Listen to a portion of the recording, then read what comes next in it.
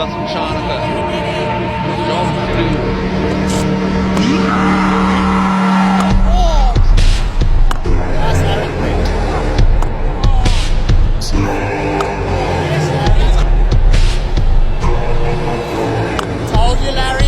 ඒත් එක ලකුණක් විතරයි ඒ පහරෙන්. දසුන් මා දන්නේ ඔහුගේ සැලසුම කුමක්ද කියලා. දැන් 6 පහර 4 පහර අත්‍යවශ්‍ය මොහොතක් ශ්‍රී ලංකා කණ්ඩායමට 119යි කටු 6යි.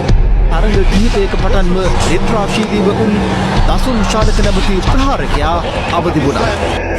Da da da da da da da da da